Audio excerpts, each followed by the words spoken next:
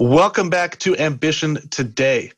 Recently, I started building a small little text community, and if you want to join, you can just shoot a text to 646-907-6669.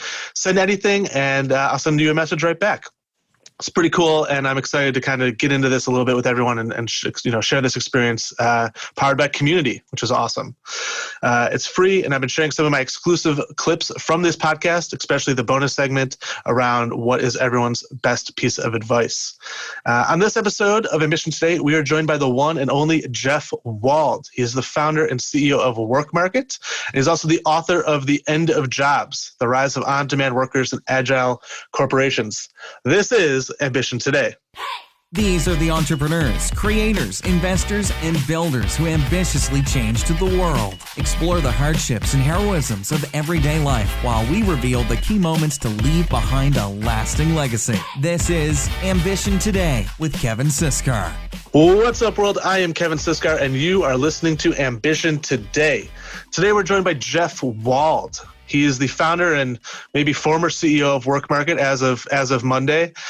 He's also the author of The End of Jobs, The Rise of On-Demand Workers and Agile Corporations. Jeff, welcome back to Ambition Today. Kevin, thank you so much for having me back. It is great to be here with you again. So you were here, you were one of my first guests on the pod. You were episode 8. We're now, I think we're in the 60s now. And that was November 2015. And so what have you been up to for the last 5 years? A little bit of that. We sold the company, WorkMarket, to ADP, one of the great Congratulations. Companies. Thank you very much. And as you rightly pointed out, 2 days ago was my last day at ADP. And so now I am thinking about what is next. So it's been a full cycle journey since last we've spoken.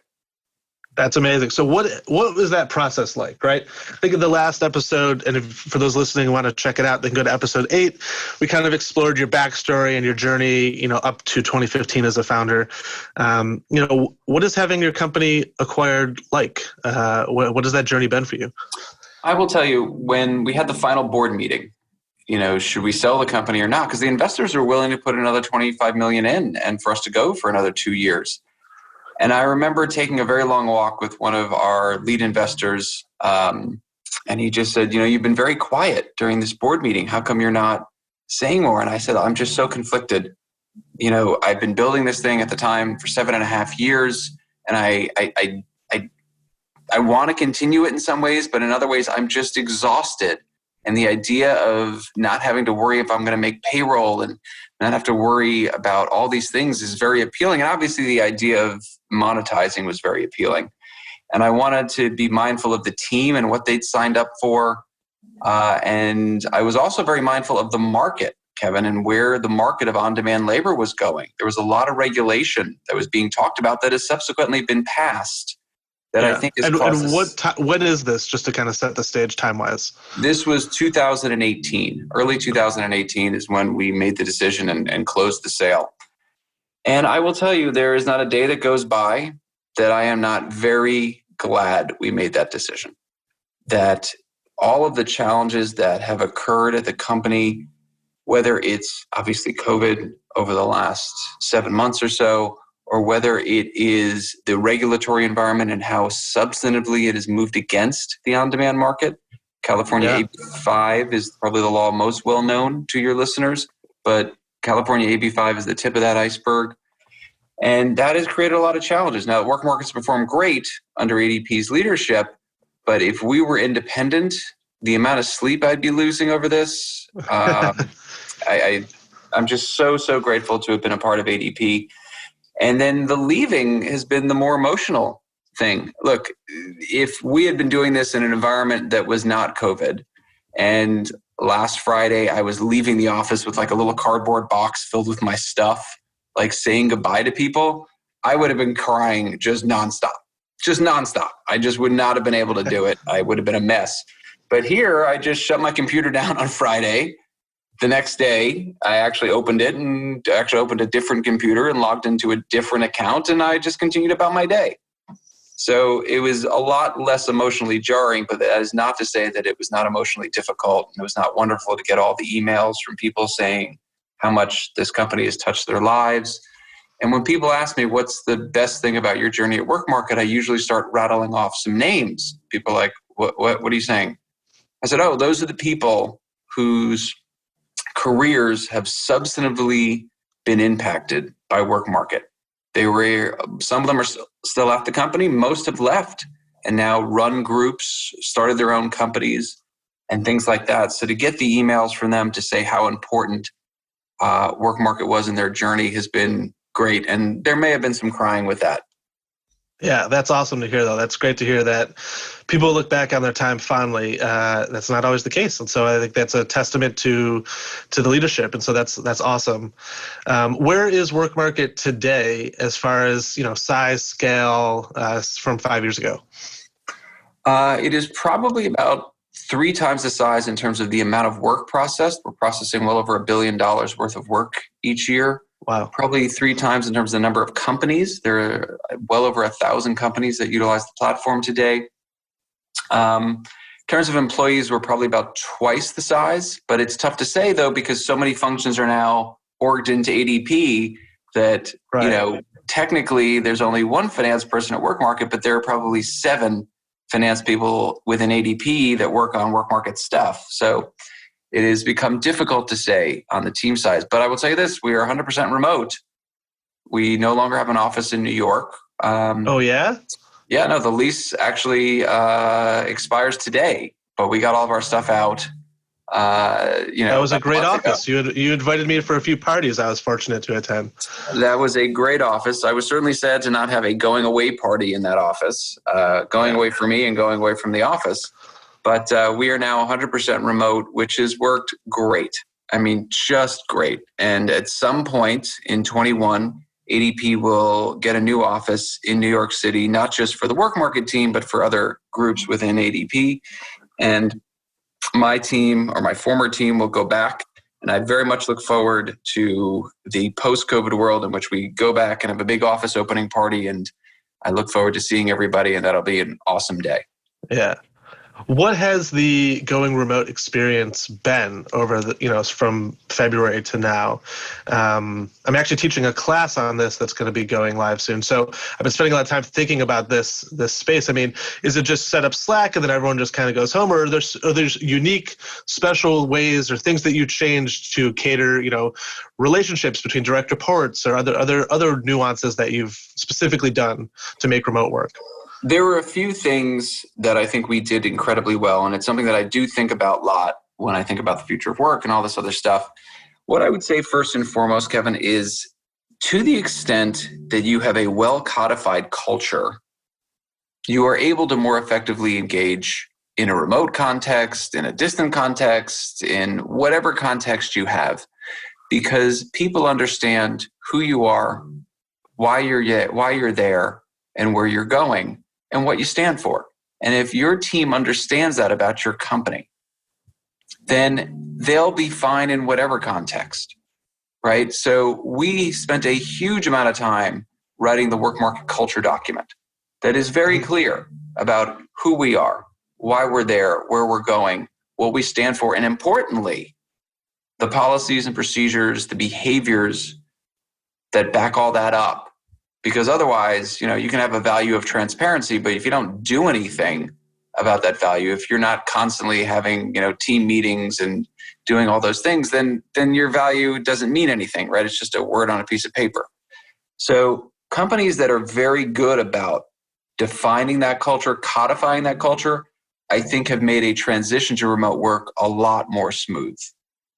Now, some of those policies and procedures include, being very clear about what the agenda is, being very clear about what the goal of the meeting is, because that enables a much more fluent conversation to occur.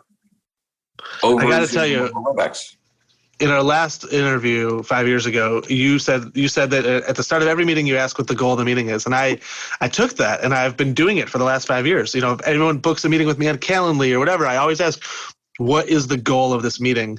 And I can't tell you how just that simple question, how impactful that has been, and how often people want to meet with you, and you ask them that question, and they're like, whether it's someone on your team or someone else, and they're like, to meet.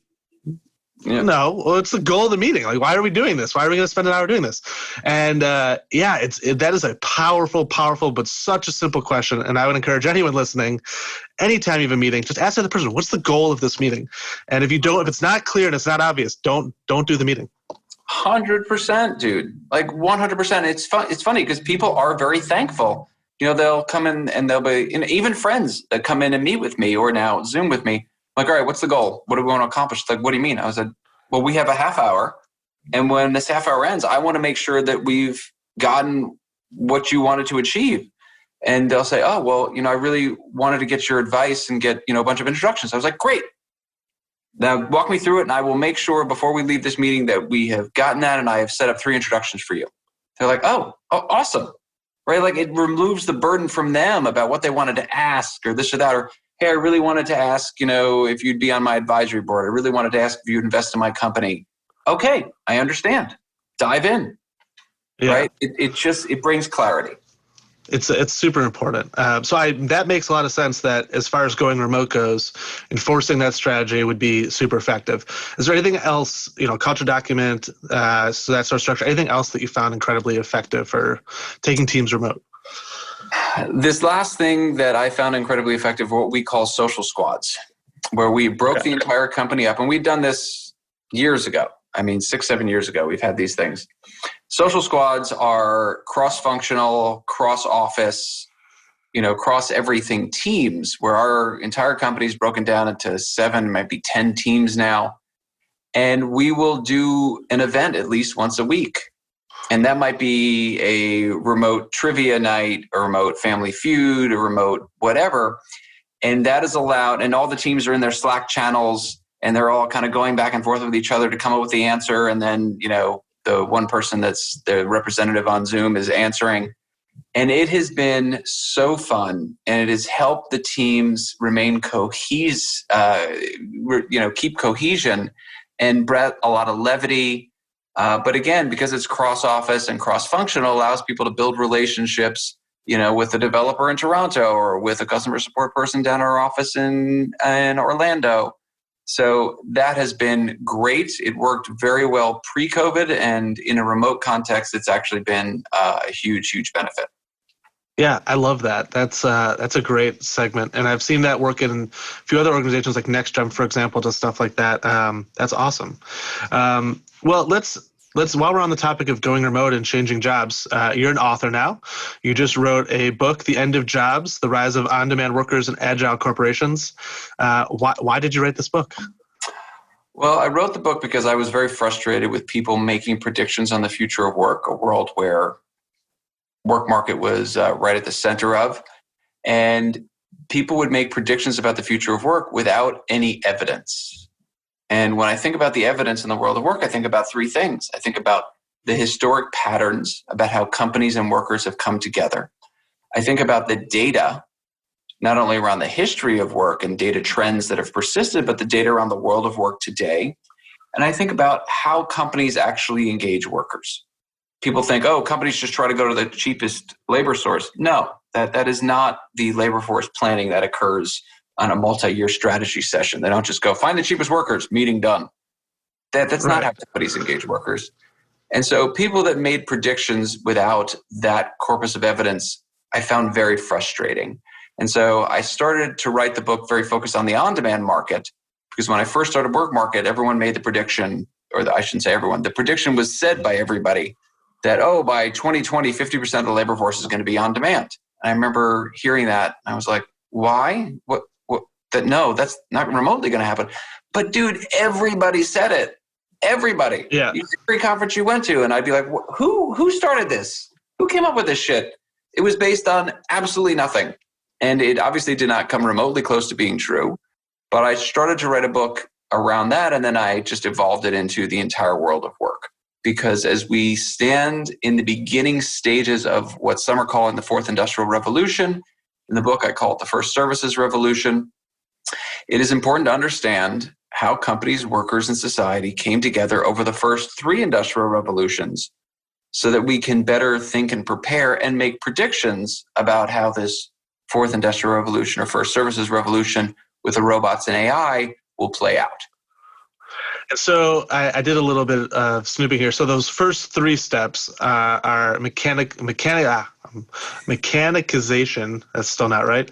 Electrification and computerization. Can you tell me a little about those first three before we jump into the fourth? Sure. Well, mechanization. Mechanization. There it is. It's the movement from hand power to machine power. And it's most typically thought about as the textile industry in England. That was kind of the early stages of what people refer to as the Industrial Revolution. The age of electrification was power running through those machines.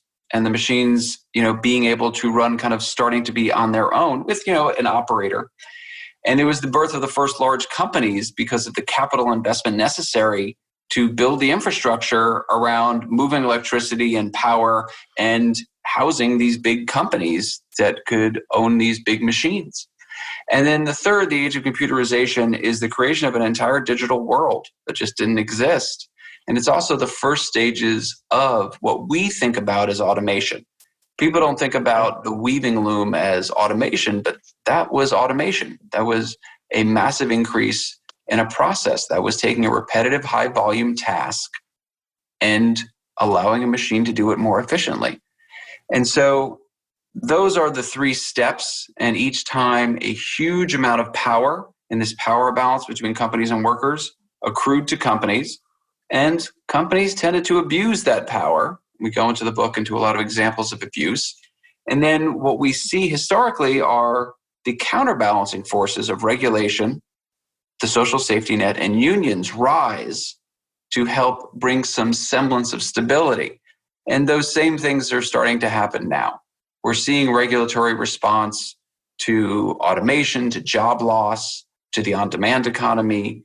We are seeing Uber, exactly. Completely. We're seeing the union movement start to morph into something that will be more applicable to the 21st century worker. And we're seeing changes to the social safety net. Now, does that mean, the universal basic income or whatever? I don't know, but I know that you're starting to see conversations about it changing. Yeah, man. What do you? I mean, I love these like macro views, right? Because it makes when you take it really is quite clear when you're not mistaking, the trees for the forest. And so let's talk about the fourth one, and then we can jump a little bit into like what this all means. So the fourth great leap in technology is due to robots and AI? Yes. Or how are you thinking? Okay. What is the fourth leap? So robots and AI are kind of creating this fourth industrial revolution, as the World Economic Forum calls it. And that is just simply that we have increased numbers of processes and tasks that can be done by machines. And, look, when we look at the 704 different job categorizations, and we look within each job categorization at how much of the component tasks are what we call repetitive high volume tasks, right? The same thing over and over again. Every time through history, we see that task eventually get automated. And so when we think about what AI software can do, what advanced robotics, as robots get cheaper, as they get more dexterous, as they get smarter, what they can do, we start to see more and more tasks that are capable of being done by machine. And that means that those jobs that involve 75 to 100% of their component tasks as repetitive high volume tasks, those jobs will go. And the unfortunate reality is that is 10 to 15% of jobs in the United States of America over the next 20 years will go. Now, 10 to 15% of jobs will also be created. And right, so that's exactly what I was going to ask you, how the balancing effect 100%. Of newly created jobs versus those that are dying. It happens every single time. That is a big lesson from history. Is every time at the beginning of the Industrial Revolution, the first, the second, the third, every time everyone's like, oh my gosh, all the jobs are going to go. And every time we ended up with more jobs at a higher standard of living with working fewer hours. That is definitively clear from history.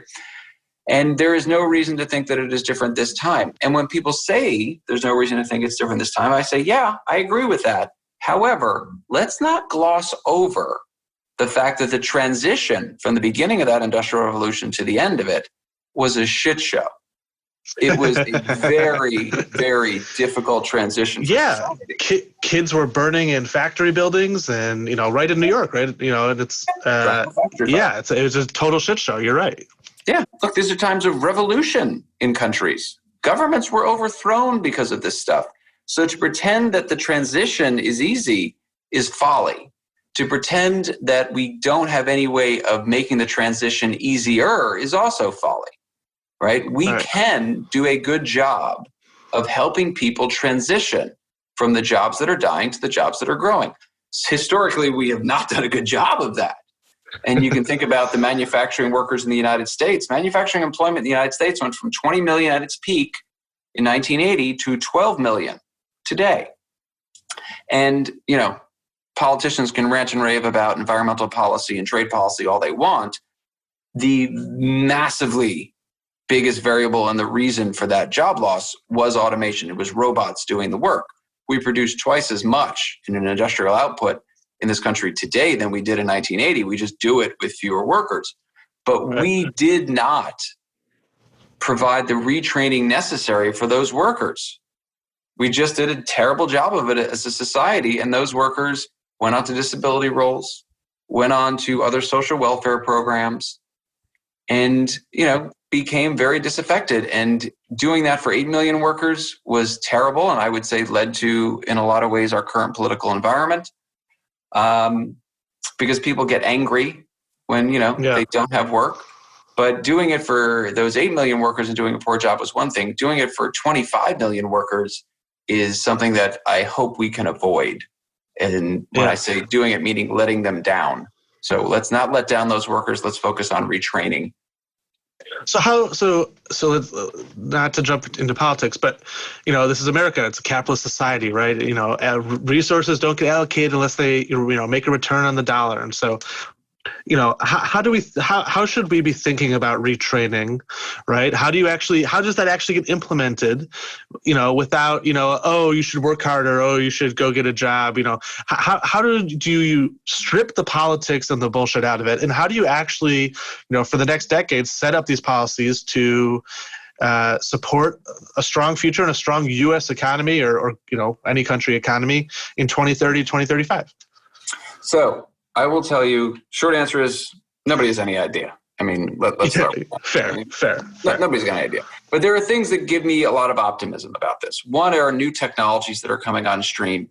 There's a company called TransfrVR that I'm involved with that I think is it is one of those companies that you're like, wow, this is why technology is going to save humanity, because it is a VR training module that is super cheap, that you can do in your own home, and gives you the industrial and the mid-level and important skills necessary to immediately start working at a host of different companies. And they're absolutely killing it right now, and it's just an amazing company. And those things give me hope, right? Because a company like Transfer compresses by 90% the cost and about 90% the time that it takes to get the skills in order to start in a new career. Not in every single career yet, but they'll get there. That to me is amazing. Now, whether it's the government that says, all right, we need to handle retraining by giving grants, whether it is the education system that steps up, whether technical colleges, community colleges that start offering programs, whether it is the individual that people say, you know what, I own my own outcome. I'm going to go and put my shoulder to the grindstone and go and do these things. I'm going to lift myself up on my bootstraps. Or whether it's companies, where companies say, look, we are not getting the types of workers we need, so we need to increase our training budgets. Unknown. Yeah. What I will say is we get the right to choose how this future unfolds because we live in this wonderful democracy. And so we get to choose the men and the women that are going to put in place the regulations and the policies that will determine, is it the education system? Is it the individual? Do we force companies when they're doing layoffs to provide retraining grants? Do we give tax breaks to companies that do their own training and development? So therefore, more companies have the incentives to do it. All of that is in the hands of company leaders. It is in the hands of education leaders, and it is certainly in the hands of the political leaders that we put in place. Well, it also seems like now, too, if I would have said hell, even 2 years ago, right? Maybe 4 years ago, don't go to college, go take some coding classes online, right? Go do this, go do that. You'd be a crazy person, but it just seems more and more obvious. And COVID's kind of really forced us into position. Like, the internet might be the one to kind of solve this education problem versus sending people back to colleges and very expensive programs. That would be great to see. That is true. We will see how it plays out. 2030, do you think more people are getting educated online, or do you think more people are going to college? I don't know. We'll say 18 to 20-year-olds. I don't know the numbers 2030. now, so it's tough to say, but I will say that there's 32% of the U.S. population that has a 4-year college degree. I would expect that to decline. And whatever the number of people are that are getting educated online, I would expect that to have tripled. Now, I have no idea how many people there are now, so I can't do that math. But no worries. One will decline and one will massively grow. Yeah, I think Google just the other day announced they have like a $600 training program for Google Ads, and you could take this course for $600. It's their own program, but they'll hire you at a $90,000 salary after you take it. Right. And so it's just like this stuff's just going to continue and pick up. And so in writing this book, what shocked you the most to learn in your research and your findings? Wow, that is a great question. I will say, of all of the hundreds of interviews I've done since this book came out a few months ago, no one has asked me that, and that has been the best question I've been asked. And this was all just a stalling tactic so I could think. I think the thing that shocked me most is the lifetime employment contract. Everybody has this notion that in the 1960s in America, everyone worked for one company, shopped at the company store, lived in the company town. And that is something where I get into debates with people that are other kind of labor experts. I just air quoted, so you can't see that in the podcast. But people will say, "Oh, that's not the way it used to be," and blah blah blah. And you have to yield that point. And then when you started to dig into the data, it proved some interesting things. So, Kevin, I will ask you this question: the average American stays in a job today for 4.2 years. What do you think that was in 1960 at the height of the lifetime employment model? What do you think the average American stayed in a job? I'm gonna go with 30 years. That is the standard guess. That is correct. 5. Oh, interesting. 5 years. So it's a myth. It is a myth. Now, that is not to say that the lifetime employment model didn't exist for some people at some companies. It certainly did. Certainly did. But to pretend that that was the standard for every worker in the United States is just not based on any facts that I could find. And that was the most interesting thing that I had found in my research. Interesting. So everyone's hanging on to, not to get political, make America great again, but, hanging on to this version of the past that actually isn't even reality in some regards. Oh, it was certainly not reality for every worker in the United States. Was it the reality for some slight portion of the labor force? It was. And you know what? Those people may well want it to be back that way. And I'm not arguing that they're not right to have that aspiration, but it just was not the reality. And I'd like to base my arguments in data. How dare you? How dare I? This is 2020. What the hell are you thinking? You know what? I'm bringing data back, baby. Bringing it back. We're making it cool again. So talking about data, I think historians are going to look back on this year as just everything changed, right? It's a black swan year. And I think one of the most interesting data points, is like this great migration that is happening, right? I think we're seeing people shuffle all around the country. I can't tell you how many people I know who have left New York. Maybe they'll go back, maybe they won't, but people are reevaluating what's important to them: family, space, what do you think is happening here, this great migration, and how does that affect the future of work and employees, once COVID's over and 5 to 10 years into the future? So it is the most powerful impact that we understand from COVID. So as somebody that studies the world of work, I get asked all the time, well, what's COVID's impact on the future of work? And my standard answer is, surprising nobody, we don't have the data yet. To pretend that we know how the world of work is really going to evolve when things are moving so quickly in such an unprecedented way would be folly. We We don't know. Now, one of the things that we are most likely to be correct on, that's the right way to say that. One of the things that we are, most clear about is remote work. That is very clearly a very powerful trend that went from 1.5% of the US workforce worked remotely 10 years ago to 3% pre-COVID. And at the height of COVID, 40% of the US workforce was working remote. It's important to remember, Kevin, the natural limit for the US workforce is 42%, because clearly there are some jobs in manufacturing and transportation and logistics and retail and hospitality and leisure in a lot of different services that can't be done remotely. So 42% is the natural limit. That is the highest of any country in the world. And a lot of those workers will remain remote post-COVID. And that means... It's 40% right now? It was 40% at the height. It is not 40% now. Wow. A lot of people have come back to work. That's still such a larger increase than I would have expected. I mean, you knew everyone was staying home and lockdowns, but that's still, wow, that 3% to 40% after going only from 1% to 3% in the last 10 years. That's incredible. Yeah. Oh, look, this was obviously unprecedented. Is a word that can't be said enough in this regard. Yeah. Now, as people get back to work, how many remain remote? I would argue, based on the data that we've seen, about 8%. And people react, say, 8%, that's not enough. All right, well, hold on. Slow your roll, baby.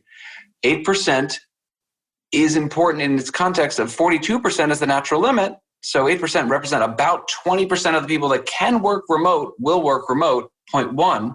Point two, when we say remote work, let's be important about definitions. Remote work means more than 50% of the time you are not going into an office, which has important implications from a tax nexus standpoint and important implications from an infrastructure standpoint, because your company probably doesn't need to allocate square feet to you. You can hotel.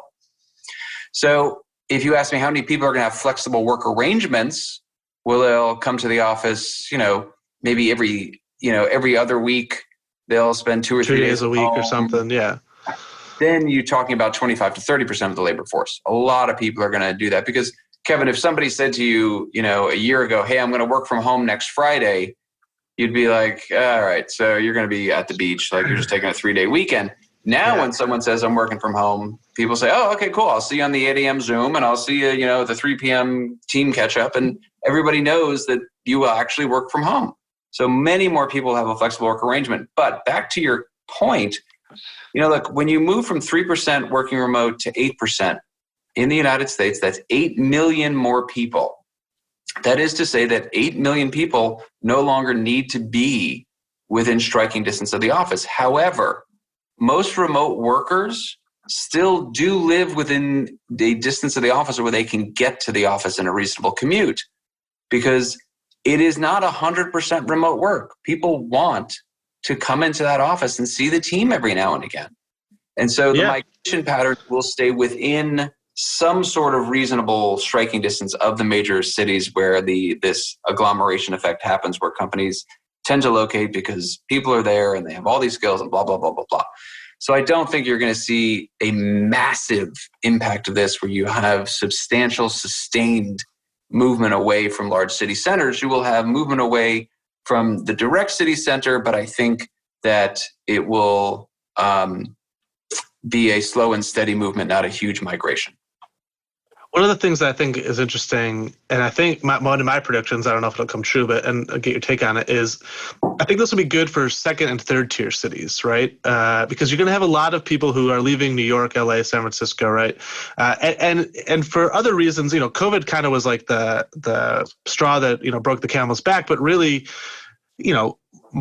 my rent in the last 6 years in the Upper East Side doubled from $1,500 to $3,000. Like New York was kind of already right at that precipice of like, you're either making, $500,000 a year to live here, or, then you have a kid and other things happen. And so, projecting my own life here, but, I don't know. I think maybe it'll be good for the second and third tier cities. You're going to get a lot of really smart people kind of spreading out across America. Who knows what that'll do for, voting maps and red and blue districts. It's a shame the census isn't, in 6 months when all this is settled and it was, in the middle of all this. But we'll see what happens. It's going to be an interesting thing to look back on for sure. You are 100% correct. I do believe the second and third tier cities will see that. And you'll also see resettings at the mega cities in New York and Los Angeles and San Francisco. They have become too expensive for a average worker to live in. And so you're going to see a resetting. And you're already seeing that in Manhattan. Rents have tumbled, house prices have tumbled, especially for families. If you're looking for, a 3-4 bedroom apartment in New York City, prices of them have really come down. I mean, I won't quote statistics here, but they come down a lot.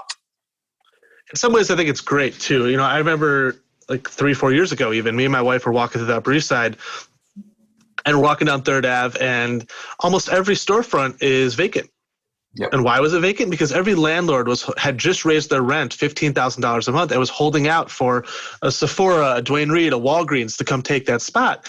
And what it wasn't a mom and pop. It wasn't a bar. It wasn't a restaurant. And, I just watched them all close up because all these, billion-dollar real estate portfolios who don't mind taking a tax write-off monthly were all holding out. And so, hopefully this means that, my barber and his friends can go open a shop in Soho and, they wouldn't have been able to a year ago. And so that's my hope, is that this creates a lot of opportunity for people.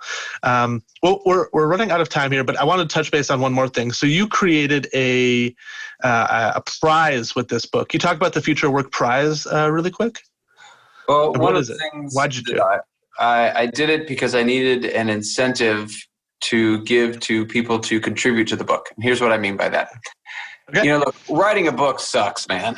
It is really hard. And it took me 7 years to finish this thing. And it was a challenge.